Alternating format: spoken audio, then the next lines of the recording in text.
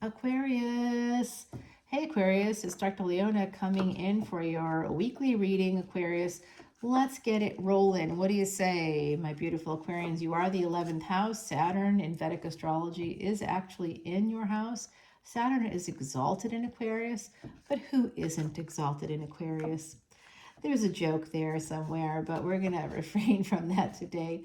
My beautiful Aquarians, you are also connected to Rahu, the North Node, as well as Uranus. Sudden change, life-altering change. Ooh, we love that when it comes to wish fulfillment. And that is what you are, wherein your ambitions lead to opportunities for expansion and growth. There is definitely an energy of Saturn aspecting Jupiter. We've got this energy of Two of Cups here. Ooh, a nice relationship and a failure to launch. Okay. Good morning, Aquarius. Someone not seeing what was in front of them.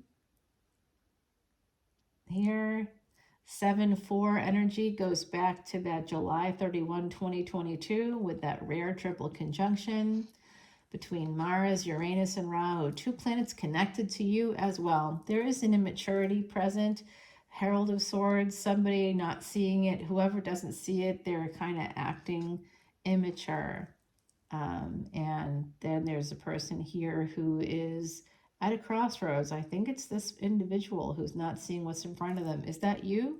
I don't know, Aquarius. Is it the sibling rivalry? Sure. Of course it is. Because Two of Cups could be any relationship, including a sibling relationship. I do think that's possible here with this 10 of Cups. That is generations for me. Generation after generation after generation. And 9 of Cups coming after it means things are a little bit out of order. Somebody might have been a little greedy with the 9 of Cups. The 9 of Cups and the Herald of Swords, that's greed. Somebody looking out for number one, trying to get their money. That's maybe not their money, but trying to take someone else's money. This is like a sense of inheritance because it's connected to the 10 of Cups and it comes after that. So this is after someone passed. There could have been an inheritance situation. And if you're like, no, that's not for me, then it's not for you. It's okay.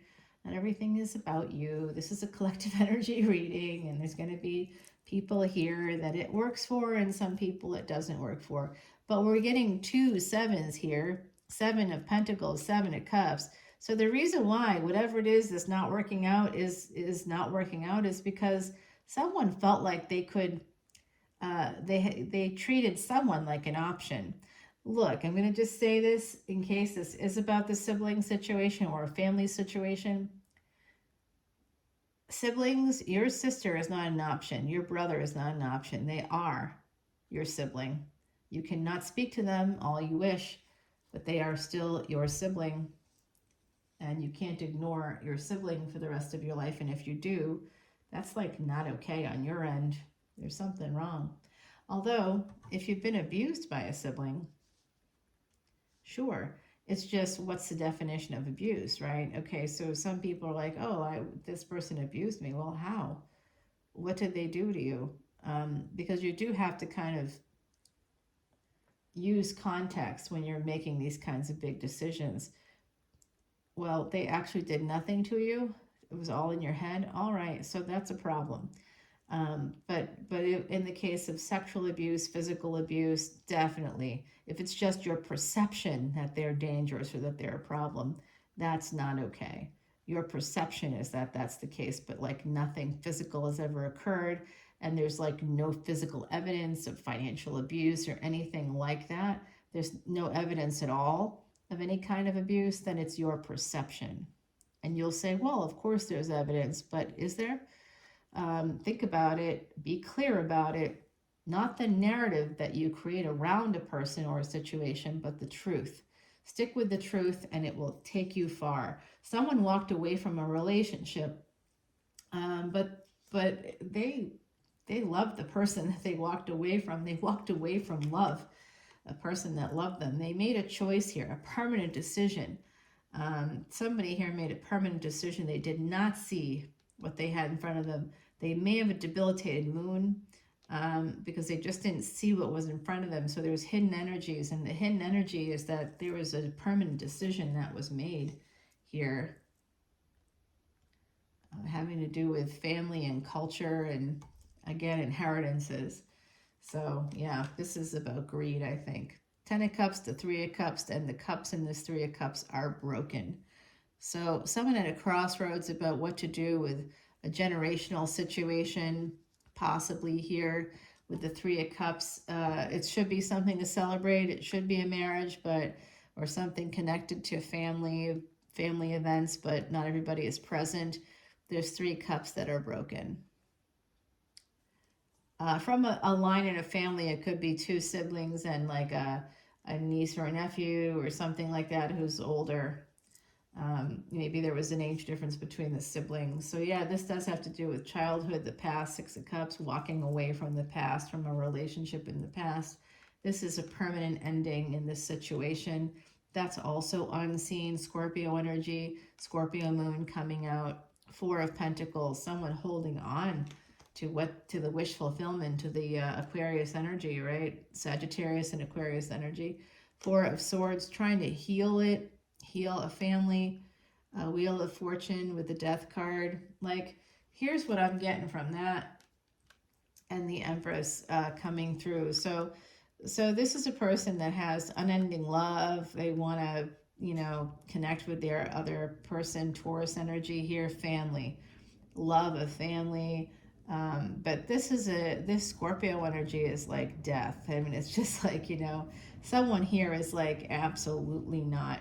I am not going to talk to this sibling.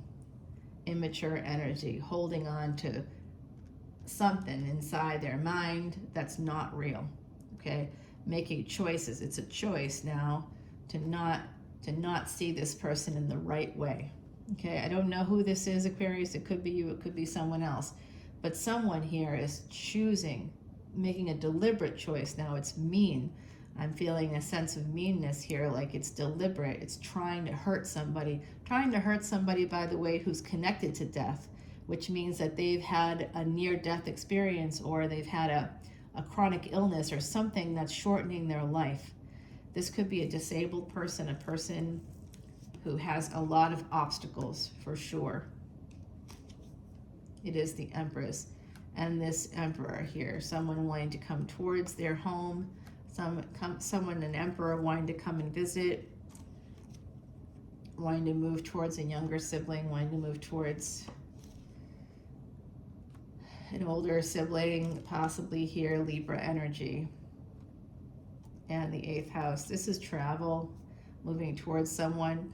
There's also someone here who might be married and might be moving on from that marriage. Ace of Swords here, some kind of an awakening, clarity, thinking about getting back together just brings on too much anxiety for someone in a relationship, and they just choose to stay free and single and stay financially independent and stay away from the issues. But there is still a desire to move forward, but it's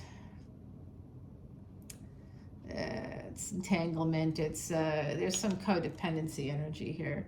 Yeah, Mercury. There's some toxic texts, toxic emails, toxic energy in this family situation. 10 of Pentacles and Ace of Wands. So someone's manifesting through work also at the same time, my beautiful Aquarians. And you do have this energy of an opportunity. So if you do have a sibling, I call it the sibling rivalry situation, which isn't really about sibling rivalry necessarily, although it could be. It's just that you and a sibling aren't talking. And when you do talk, it's not really healthy discussions. It always ends up being a fight, or there's a problem here, and this has been coming out for like a year plus now. So someone needs to end this situation, and I think actually what I'm also seeing is that whoever is represented here by the Empress, that person is done. They made a permanent decision. They're not heading back in your direction. Because if that's someone else outside of you, they're not going towards the other party. They're done. They're just going to sit and wait. They're waiting it out. They're waiting it out. And I don't know if they'll talk to you or not talk to you, but or if it's even, if it's you just might be sitting and waiting too. Two people here might be sitting and waiting. And life is short, y'all. You're going to wait till someone dies to go talk to them when they're in their casket. That's just dumb. Go talk to them now. If they're a sibling, you got one sibling, you got more than one sibling, it doesn't matter how many you got a sibling. You know what a gift that is? Jeez. Some people are blessed with family and they just don't appreciate what they've got.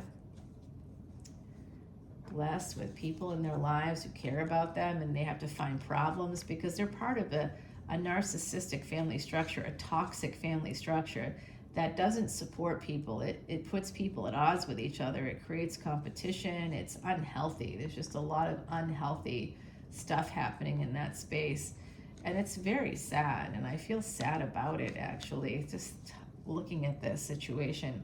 Now you're like, oh, Dr. Leona, this isn't the case for me. All right, Aquarius, that's fine. I see a marriage here that's on the rocks. You want to talk about that? I didn't think so. There's a relationship on the rocks. There's a failure in a relationship. It literally came out right out of the gate, and then it continued. There's a death. There's an ending in a relationship, a marriage to be particularly precise, somebody moving with immature, aggressive energy. There's creating a lot of obstacles. Shall I keep going? I don't think so.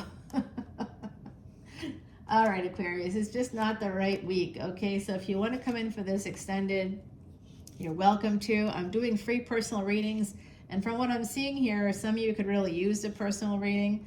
So it's free for the month of June, and because this is a July 1 to 7, you may not see it until somewhere in that first week. So I will go to that first week. I'll extend it because when I'm recording this, there's still about a week left in June. So, and I'm dropping it today as far as I know. It's the plan, Stan.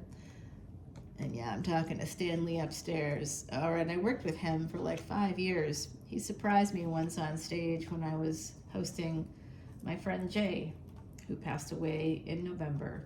Who am I? Wouldn't you like to know? All right, why don't you come on over to Patreon? Maybe you'll get a few clues. I love you all, and I'll see you soon, my beautiful Aquarians. Oh, that's right. The other side, my Heidi, is saying to me, don't forget the Oracle card.